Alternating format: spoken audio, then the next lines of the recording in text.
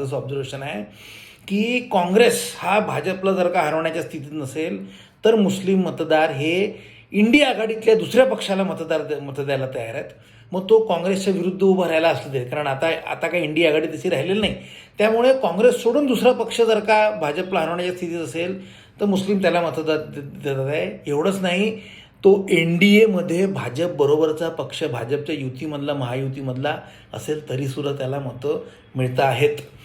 याची दोन मोठी उदाहरणं म्हणजे पहिलं म्हणजे आत्ताच्या बिहार विधानसभा निवडणुकीत नितीश कुमार यांच्या JDUला मुस्लिम लोकसंख्या असलेल्या मतदारसंघात मिळालेले भरघोस यश, जेव्हा की नितीश कुमार हे भाजपबरोबर NDAमध्ये होते आणि अजित पवारांच्या NCPला 2024च्या विधानसभा निवडणुकीत अजित पवारांच्या NCPची 2024च्या विधानसभा निवडणुकीतली कामगिरी पटकन. त्यातही एक आठवणारं उदाहरण हे की नवाब मलिक यांची कन्या सना मलिक ही अणुशक्ती नगरमधून निवडून आली, कारण तिला मुस्लिम मतदारांनी मतं दिली, ती NDAमध्ये असताना सुद्धा.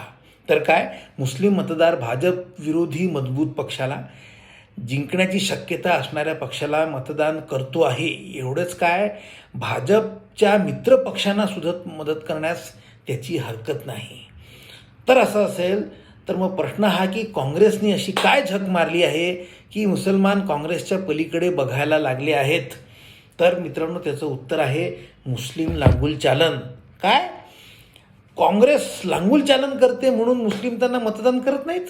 तर हो, हा निष्कर्ष कितीही मूर्खपणाचा किंवा अतर्क्य वाटत असला तरी भारतीय राजकारणात हा बदल क्रमाक्रमाने घडतो आहे. काँग्रेसने आजपर्यंत मुस्लिम लांगुल चालन करून मुस्लिमांची मतं मिळवली, पण काँग्रेसला सत्ता किंवा यश तेव्हाच मिळते जेव्हा या मुस्लिम मतांना हिंदू मतांची जोड मिळते. याचे अगदी ताजे उदाहरण म्हणजे 2024मध्ये काँग्रेसला मिळालेल्या 99 जागा, 50च्या 99 झाल्या. मुस्लिम मतांना दलित मतदारांची जोड मिळाली, त्यामुळे काँग्रेसच्या जागा दुप्पट झाल्या. पण 2024मध्ये 99 जागा मिळाल्याबरोबर या पद्धतीने राहुल गांधींनी एकीकडे हिंदू मान्यतांचा, हिंदू संकल्पनांचा अपमान करायला सुरुवात केली आणि दुसरीकडे मुस्लिम लांगुल चालनाची नवीन त्यांनी स्टँडर्ड सेट करत गेले. त्यामुळे दोन गोष्टी झाल्या. पहिली एक की हिंदू जनमानसात काँग्रेसची हिंदू विरोधी ही प्रतिमा अजून घट्ट झाली. ऑलरेडी ती 2000 म्हणजे मागचे कित्येक वर्ष प्रोसेस सुरूच आहे.